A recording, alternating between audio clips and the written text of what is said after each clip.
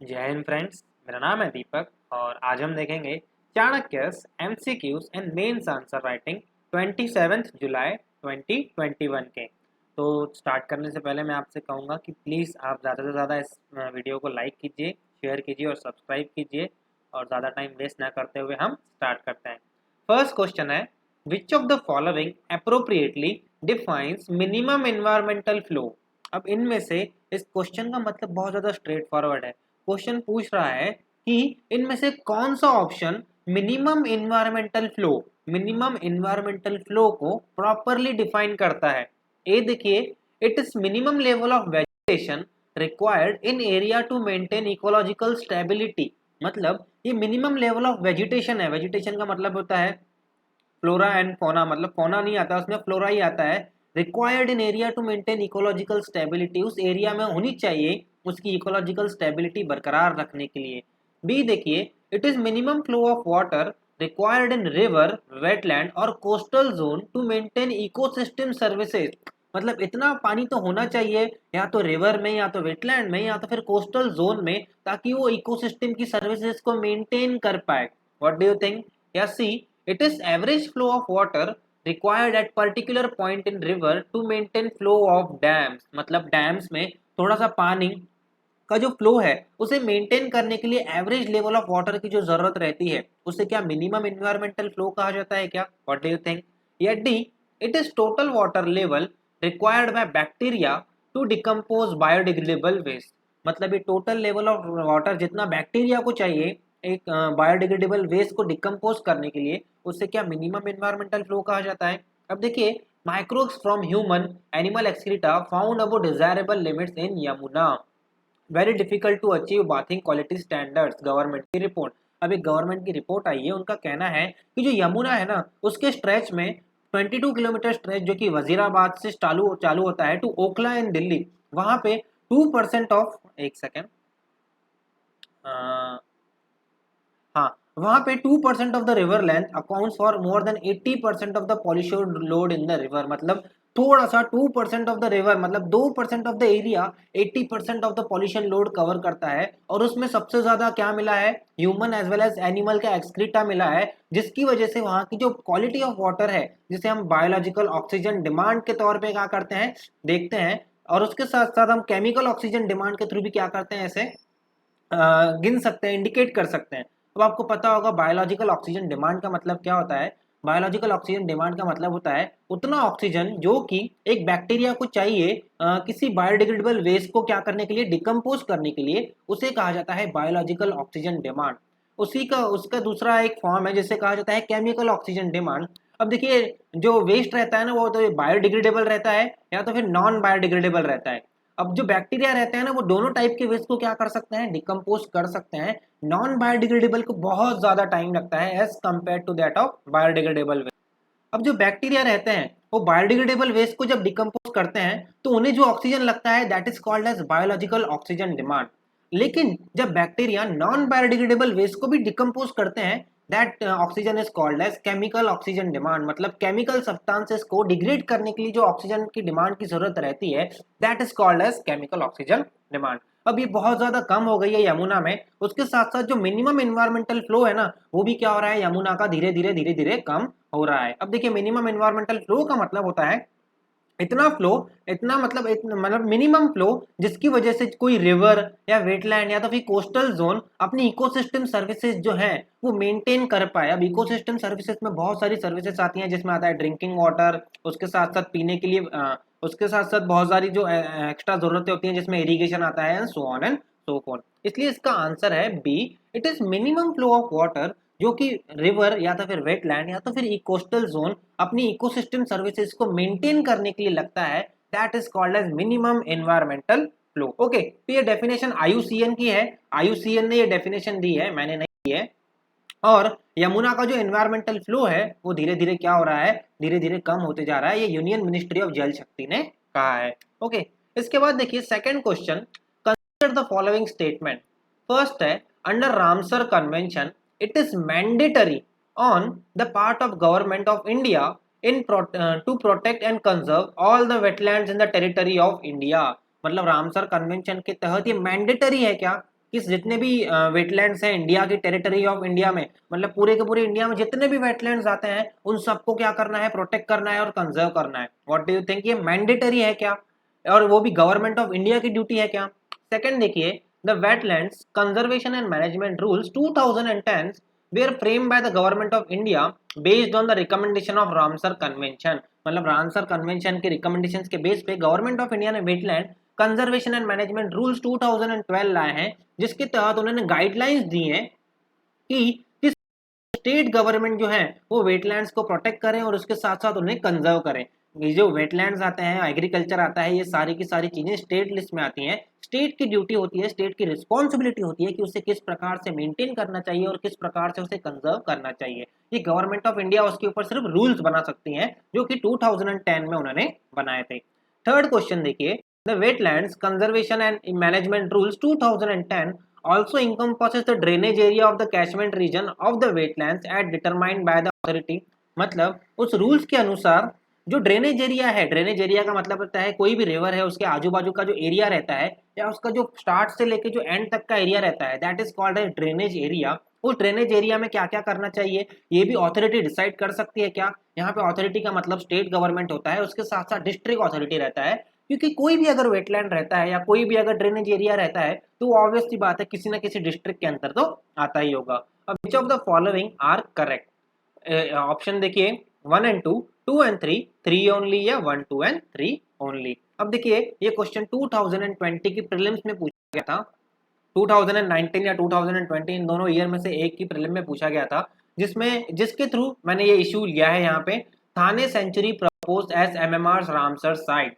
Mangrove cell रहता है जो डिसाइड करता है कि कौन सी जो स्टेट की वेटलैंड अथॉरिटी है उसके अप्रूवल के बाद डिसाइड करता है कि कौन से जो वेटलैंड्स हैं उसे रामसर साइट के लिए हमें वो देना चाहिए, मतलब उनका चयन करना चाहिए। ओके, तो देखिए मुंबई मेट्रोपॉलिटन रीजन में पहली रामसर साइट होगी थाने क्रीक फ्लेमिंगो सेंचुरी, अगर उसे अप्रूवल मिल जाता है तो रामसर कन्वेंशन का। अब आपको पता है रामसर कन्वेंशन का इंडिया पार्ट है और वो 1971 में ये कन्वेंशन लागू हुआ था। इसे वाटर फ्लो फॉल भी कन्वेंशन भी कहा जाता है, वाटरफॉल कन्वेंशन। ओके, जिसके तहत जो वेटलैंड्स होते हैं उनको प्रॉपर ढंग से प्रोटेक्ट करना और उसके साथ साथ उनको कंजर्वेशन प्रोवाइड करना, ये सबसे मेन पर्पस होता है। अब देखिए रामसर साइट क्या होता है, it is a wetland area designated to be international importance under the Ramsar convention, जो कि है an intergovernmental environmental treaty that provide the framework for national action and international cooperation for the conservation and wise use of wetland and there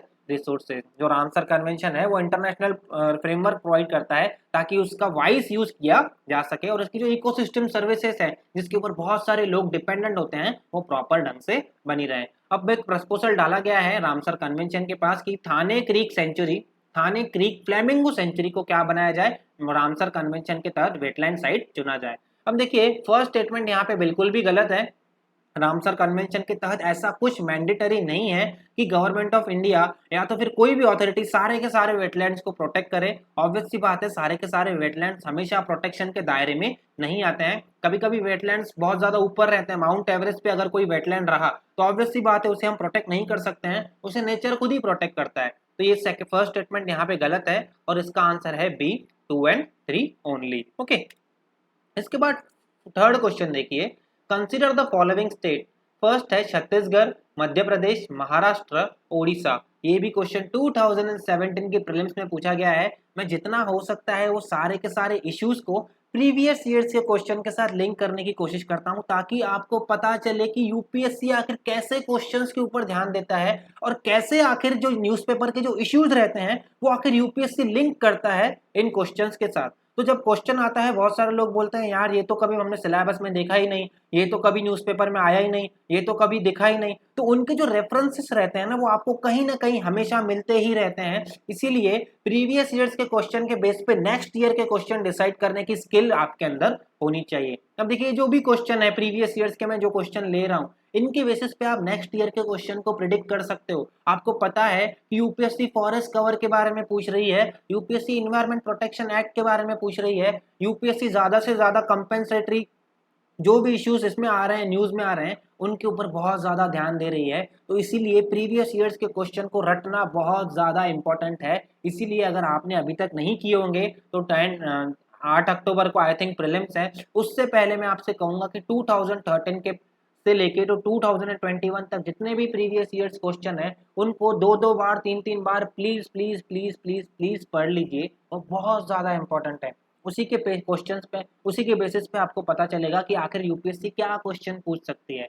आपको vision IAS में, insights on India में new questions नहीं मिलने वाले हैं। आपको जो questions की जो बेसिक फॉर्म है ना, जो उसका फाउंडेशन है, वो प्रीवियस ईयर्स क्वेश्चन में ही आपको मिलने वाला है। अब देखिए, with reference to states mention above in terms of percentage of forest cover to the total area of state, which of the following is correct in ascending order. ये भी question 2019 के प्रीलिम्स का है। ऑब्वियसली बात है, उस time पे forest area report आई थी और फॉरेस्ट एरिया रिपोर्ट में बताया गया था कि कौन से स्टेट का कौन सा कितना कितना फॉरेस्ट कवर है, उसी के बेसिस पे ये क्वेश्चन है। अब देखिए 2314, 2341, 3241, 3, अब आपको पता रहना चाहिए कि सबसे ज्यादा फॉरेस्ट कवर कहाँ पे है, उसकी स्टेट के एरिया के हिसाब से। Okay, total area of the state. अब देखिए छत्तीसगढ़, मध्य प्रदेश, महाराष्ट्र, आपको पता होगा महाराष्ट्र में सबसे ज्यादा आता है, और सॉरी मध्य प्रदेश में सबसे, अगर आप एरिया वाइज देखोगे तो सबसे ज्यादा आपको कहाँ मिलेगा, मध्य प्रदेश में मिलेगा। उसके बाद आता है महाराष्ट्र, उसके बाद आता है ओडिशा, और लास्ट में आता है छत्तीसगढ़। क्योंकि छत्तीसगढ़ का जो एरिया है ना स्टेट का, अगर आप देखोगे समथिंग लाइक दिस, तो मध्य प्रदेश एरिया बहुत ज्यादा है उसके कंपेयर टू, इसीलिए आपको वहां पे फॉरेस्ट कवर बहुत ज्यादा मिलेगा। उसके बाद महाराष्ट्र का जो एरिया है वो बहुत ज्यादा है और उसके हिसाब से वहां पे फॉरेस्ट कवर बहुत ज्यादा आपको मिलेगा। फिर आता है ओडिशा, फिर आता है छत्तीसगढ़, इसलिए इसका आंसर है मध्य प्रदेश सेकंड। उसके बाद आता है महाराष्ट्र जो कि आता है थर्ड, यहाँ पे भी है। फिर आपको यहाँ पे मिलता है ओडिशा, फिर आपको मिलता है छत्तीसगढ़, इसका आंसर है बी। ओके, फोर्थ क्वेश्चन देखिए, the environment protection act 1986 empowers the government of India to, ये भी क्वेश्चन प्रीलिम्स में ही पूछा गया है। फर्स्ट है the state the requirement of public participation in the process of environmental protection and the procedure and manner in it is sought.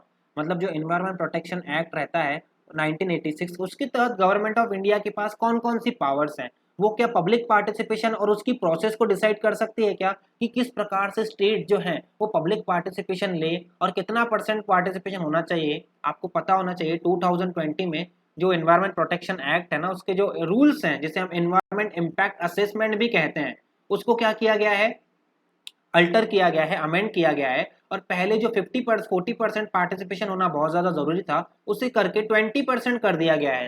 तो obviously बात है ये किसके अंडर में है, गवर्नमेंट ऑफ इंडिया ये डिसाइड कर सकती है कि कितना पब्लिक पार्टिसिपेशन होना चाहिए और वो किस प्रकार से इम्प्लीमेंट होना चाहिए। सेकंड देखिए, laid down the standard for emission of discharge of environmental pollutant from various sources. अब एनवायरमेंट प्रोटेक्शन एक्ट के तहत गवर्नमेंट ऑफ इंडिया के पास ये भी अथॉरिटी है कि डिफरेंट डिफरेंट एनवायरमेंटल सोर्सेज से कितना कितना पॉल्यूशन गवर्नमेंट ऑफ इंडिया या तो फिर हेल्थ जो एनवायरमेंट है वो सह सकता है। ऑप्शन देखिए, one only, two only, one and two, या नेदर वन नॉर टू।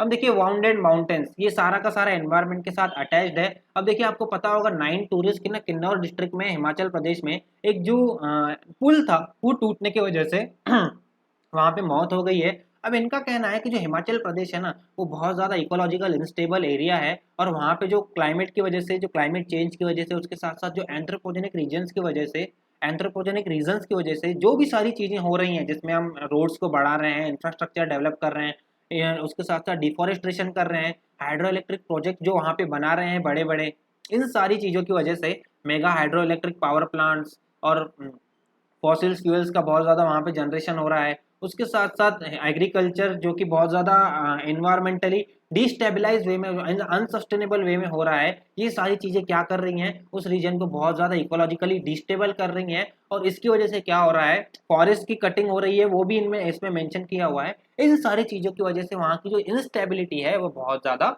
बढ़ रही है। ये एडिटोरियल में इन्होंने बताने की कोशिश की है। अब देखिए इसका आंसर 1 एंड 2 है। एनवायरमेंट प्रोटेक्शन एक्ट के तहत ये सारी चीजें दोनों भी कर सकती है गवर्नमेंट ऑफ इंडिया। ओके, और इसका आंसर है, अब देखिए यहाँ पे फॉरेस्ट्रेशन और डिफॉरेस्ट्रेशन की बात थी, फॉरेस्ट कवर की भी यहाँ पे बात की गई है कि हिमाचल प्रदेश का फॉरेस्ट कवर धीरे धीरे कम हो रहा है बिकॉज ऑफ द डिफॉरेस्टेशन, क्योंकि हम इंफ्रास्ट्रक्चर डेवलपमेंट कर रहे हैं, रोड्स को वाइडन कर रहे हैं, एग्रीकल्चर को एक्सपांड कर रहे हैं, और इसी की वजह से क्या हो रहा है, हैबिटेट का फ्रेगमेंटेशन हो रहा है। ये सारी चीजें क्या कर रही है, हिमाचल प्रदेश का जो फॉरेस्ट कवर है उसे धीरे धीरे कम करती जा रही है। इसकी वजह से मैं जो फॉरेस्ट कवर है, total percentage of forest cover to the area, ये वाला क्वेश्चन जो कि यूपीएससी प्रीलिम्स 2017 में क्या किया गया था, पूछा गया था, मैंने ये यहाँ पे लेने की कोशिश की। फिफ्थ क्वेश्चन देखिए, consider the following statement. First है, as per law the compensatory afforestation fund management and planning authority exist at both national and state level. आपको पता होगा कंपा, ये भी प्रोटेक्शन एक्ट 1986 के तहत बनाया गया है। इन कंपा जिसे हम कहते हैं कंपेंसेटरी अफॉरेस्टेशन फंड, इसका मतलब ये होता है कि जिस भी एरिया में आप डिफॉरेस्टेशन कर रहे हो उसकी उसी एरिया में आपको उतने ही क्या करने पड़ेंगे, उसकी मतलब उसी एरिया में इन द सेंस उसकी जगह अल्टरनेटिव एरिया में आपको वहां पे प्लांटेशन करना पड़ेगा और उसके साथ साथ आपको अफॉरेस्टेशन करना पड़ेगा। अब इसके तहत ना गवर्नमेंट ऑफ इंडिया ने इसमें बहुत सारी चीजें जोड़ दी हैं। इसके तहत गवर्नमेंट ऑफ इंडिया फंड वसूल करती है और जो फंड रहता है उसके लिए सेपरेट प्लानिंग अथॉरिटीज बनाई गई हैं कि उस फंड का इस्तेमाल आखिर कैसे होना चाहिए। रिसाइक्लेबल मटेरियल्स में होना चाहिए, रिन्यूएबल मटेरियल में होना चाहिए, mini hydro electric power plants के बनाने में होना चाहिए, स्मॉल स्केल इंडस्ट्रीज के डेवलपमेंट में होना चाहिए, and so on and so fourth. अब देखिए second statement, peoples participation is mandatory in the compensatory afforestation programs carried out under the compensatory afforestation fund 2016। अब compensatory afforestation fund 2016 में बनाया गया, उसके तहत क्या पीपल्स का पार्टिसिपेशन मैंडेटरी है क्या, लोगों को आना ही पड़ेगा क्या ये डिसाइड करने के लिए कि अफॉरेस्टेशन कहाँ करना है, पैसे का जो पैसे का इस्तेमाल है वो कहाँ करना है, व्हाट डू यू थिंक। अब देखिए one only, two only, both one and two, या नेदर वन नॉर टू। अब देखिए land use change disturb trade Kinnaur's ecology develop. अब जो जैसे कि हमने लैंडस्लाइड के बारे में देखा रिसेंटली कि एक जो पुल है वो जो लैंडस्लाइड की वजह से टूट गया और उसकी वजह से 9 टूरिस्ट की क्या हुई, हिमाचल प्रदेश के कन्नौर डिस्ट्रिक्ट में मौत हो गई। अब इनका कहना है कि जो यहाँ पे लैंडस्लाइड्स हैं इसके आने का रीजन, सबसे मोस्ट इंपॉर्टेंट रीजन है कि जो डिफॉरेस्टेशन हो रहा है। अब डिफॉरेस्टेशन हो रहा है तो गवर्नमेंट ऑफ इंडिया के जो प्रोविजंस हैं कंपा के वो भी वहां पे लागू हो जाते हैं। अब इनका कहना है कि जो कंपा के प्रोविजंस की वजह से अफॉरेस्टेशन हो रहा है ना, उसमें भी बहुत ज्यादा, उसकी वजह से भी बहुत ज्यादा यहाँ की जो लैंड यूज है ना वो बहुत ज्यादा चेंज हो गई है। अब इनका कहना है कि जो वहां पे प्लांटेशन हो रही है वो वहां के रीजन्स के हिसाब से नहीं हो रही है, सर्वाइविंग सैम्पलिंग, उसके साथ साथ इंटर स्पेसिफिक स्पेसिस कन्फ्लिक्ट, वहाँ पे जो प्लांट्स हमें नहीं उगाने चाहिए हम वो प्लांट्स वहाँ पे उगा रहे हैं, उसके साथ साथ infringement of local land usage, और उसके साथ साथ damage bye wild Fyers, damage भी हो रहा है वाइल्ड फायर्स को। उसके साथ साथ जो लोकल प्लांट्स हमें उगाने चाहिए हम वो नहीं उगा रहे हैं, हम कोई भी प्लांट्स वहाँ पे क्या कर रहे हैं, वहाँ पे उगा दे रहे हैं। इसकी वजह से वहाँ की जो लैंड यूज है ना वो पूरा का पूरा बिगड़ चुका है। और जो मैंने आपको पहले भी बताया कि इंफ्रास्ट्रक्चर हो रही है, वहाँ पे टनलिंग किया जा रहा है, डायनामाइट का इस्तेमाल किया जा रहा है रोडों को ब्लास्ट करने के लिए, जो वहाँ पे बड़े बड़े इंफ्रास्ट्रक्चर प्रोजेक्ट्स हैं, डैम्स हैं, उनको बनाने के लिए डायनामाइट्स का इस्तेमाल होता है। वो क्या कर रहे हैं, पूरे के पूरे रीजन की जो इकोलॉजिकल स्टेबिलिटी है उसे पूरा का पूरा खत्म कर रहे हैं। अब देखिए कंपा की बात आई इसलिए ये क्वेश्चन आया यहाँ पे कि जो कंपा में पीपल्स का पार्टिसिपेशन है ना वो मैंडेटरी नहीं होता है, वो वॉल्यूंटरी होता है।